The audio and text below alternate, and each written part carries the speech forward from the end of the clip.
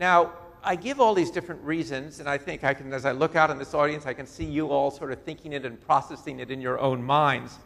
And what I want to say is the narrative is really important. And that means the conclusions, the understanding, the rankings.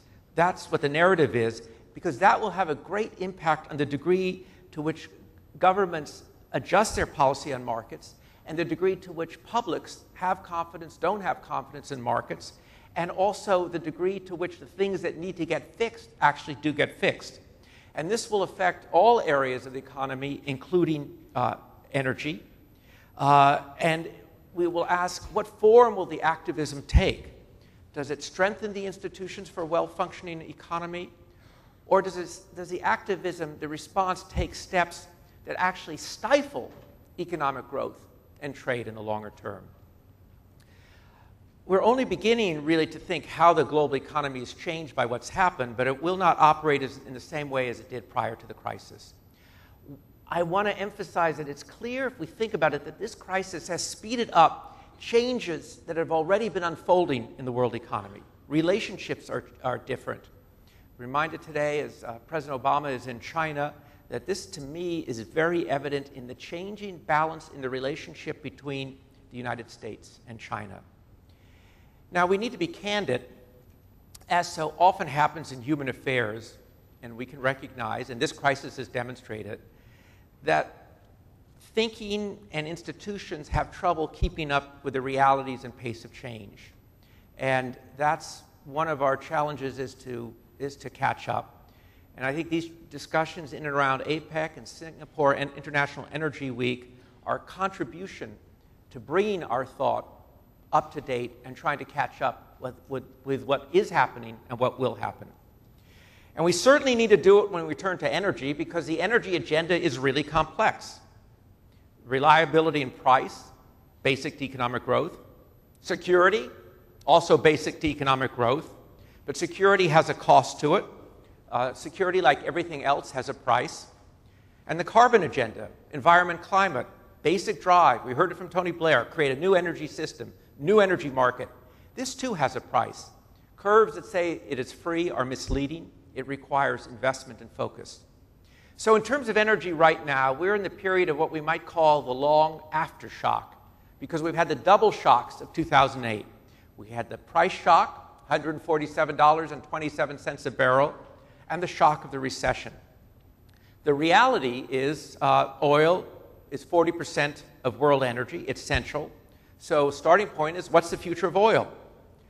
We at CIRA are pretty confident, despite predictions of peak oil, that the world is not running out of oil. In fact, around 2004, as we started to hear all this discussion about peak oil and running out, and as we started to see the surge of demand from Asia, I found myself going back, as I sometimes do, to the pages of the prize, and I found that actually this current period is the 5th time that the world has run out of oil. The first time was in the 1880s, and the last time before this time was in the 1970s. We don't see it. We look at our IHS CIRA databases, over 1,000 oil fields. We don't see the kind of decline that people talk about. We see 4.8 trillion barrels of recoverable reserves, of which about a little over 1 trillion have been produced. We see capacity growing from today's 92 million barrels a day to 115 million barrels a day by 2030. Not exactly a peak, but more a plateau.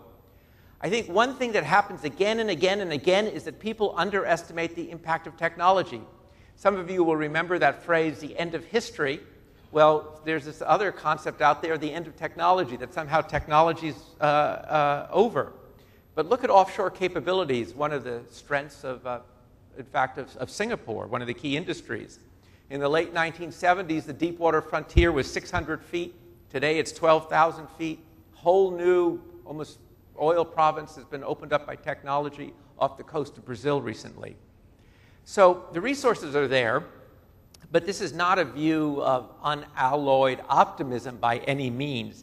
There are big challenges. In fact, there are very big challenges. Will the investment be there? Will the investment be done in a timely fashion? Will markets operate properly? What will be the impact of geopolitics, government decision-making, fiscal regimes, the very complexity of projects? You know, in the 1990s, a mega project was maybe $500 million, $500 million. Today, a mega project is $5 billion, as some of you here in this audience know, or $10 billion. These projects are a lot more complex, and cost has been another big issue. Costs have gone up very considerably. So all of those factors say what happens above ground determines whether these supplies are there. Now, I use the phrase the long aftershock. So we ask, well, what will be the effect of the long aftershock on investment? Are we going to see sometime, say, 2012, 2014, are we going to see markets tighten again? Well, they certainly will to some degree. We're going to eat through the surplus that we have. But the question that we'll worry about is it going to be enough, and is it going to take the form as to deliver another price shock? And the answer, there is not an answer today, because it really depends upon the pace of investment, and it depends upon also what happens to demand, which I'll return to in a moment. But let me give you a little bit of context. As Sri mentioned in his introduction, I have a new edition of the prize. And so as I was working on it, it meant that I had to sit down and say, okay, Dan, what's changed? So I saw 4 big changes. I think first is that oil, which has always been a commodity, is also now, think of it as a financial instrument. We can have a big argument about why oil got to $147.27, and probably at the end of the argument, we'll say all of the factors were part of it. But I would say that financial markets, not just speculation, but financial markets are an important part of it, because oil has become a financial instrument. We see it happening. It moves in sympathy to the equity markets and expectations for economic growth, and it moves in opposition to what happens to the dollar. So there are definite gaps between the fundamentals of an oversupplied oil market and expectations of recovery. So, and also I think people sometimes forget that price really counts. So the price moves up, and it does have an impact on demand. But so, okay, so what are the consequences of oil as a financial instrument? One is it means greater volatility. It means, too, that not just expectations are important, but belief structures are important. If people think the world is running out of oil, or if the financial markets think the world is running out of oil, that means that you can continue to see the price go up even when demand is weakening and you're going into a recession, as, by the way, actually happened last year. So that's the first change. The second, and one very relevant to this region, is the globalization of demand. In the old days, and how long ago is the old days? Maybe 10, 12 years ago. In the old days, when we talked about world demand, you're mainly focused on the OECD, the traditional industrial countries. That's changed. Between 2000 and 2007, 85% of the demand growth, 85% was in the emerging markets, on a scale that was getting bigger and bigger. We believe, actually, in the industrial world, we've reached what we can call peak demand.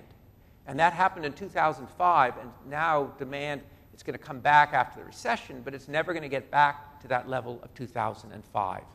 So the demand growth, it's all going to be concentrated in the emerging markets, and that's what we have to watch. This has implications for industry strategy, for the need for investment, for geopolitics. It changes, shall we say, the political geography of oil. You know, traditionally, oil was seen as a kind of north-south issue, almost the epitome of a north-south issue. But today now, it has an east-west dimension.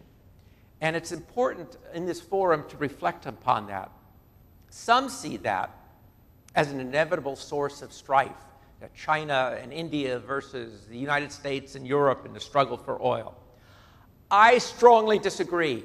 I think what we're seeing in terms of demand is the result, this globalization of demand is the result of the success of overall globalization.